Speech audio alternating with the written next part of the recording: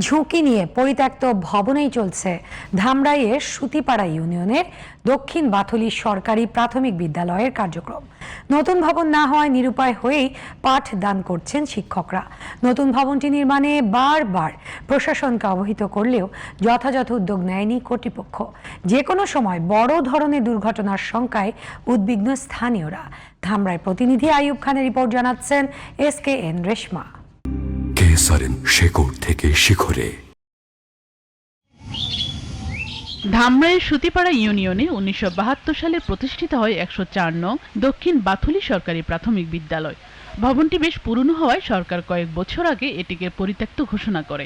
এরই মধ্যে ভবনটির ছাদ, ভীম ও দেয়ালে দেখা দিয়েছে ফাটল। তারপরে জীবনের ঝুঁকি নিয়ে চলছে শিক্ষার্থীদের পাঠদান। দুর্ঘটনা এড়াতে বর্তমানে টিন শেডের একটি কক্ষে গাদাগাদি করে ক্লাস নিচ্ছেন শিক্ষকরা। ব্যাহত হচ্ছে কোমলমতি শিশুদের স্বাভাবিক শিক্ষার পরিবেশ।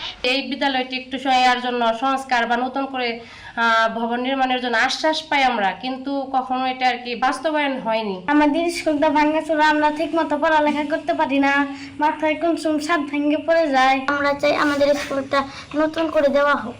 নতুন ভবন নির্মাণের জন্য বারবার সংশ্লিষ্ট বিভাগে আবেদন করলেও টনক নড়েনি কর্তৃপক্ষের। এই অবস্থায় সন্তানদের নিরাপত্তা নিয়ে চরম উদ্বেগে অভিভাবকরা। আশা করি অনতি বিলম্বে কর্তৃপক্ষ আমাদের এই বিদ্যালয়টি দিয়ে অত্র এলাকায় লেখাপড়ার পথ সুগম করবেন। স্কুলটা তাড়াতাড়ি করে দেয় তাহলে আমাদের একটু সুবিধা হয় পোলাপানরা। দ্রুত ব্যবস্থা নেওয়ার আশ্বাস দিয়েছেন উপজেলা প্রশাসন।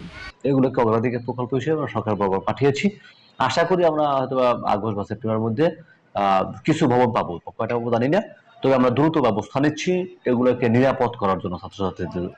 বড় ধরনের দুর্ঘটনা ঘটার আগে জরাজীর্ণ ভবনটি পুনর্নির্মাণের দাবি শিক্ষক, শিক্ষার্থী সহ অভিভাবকদের।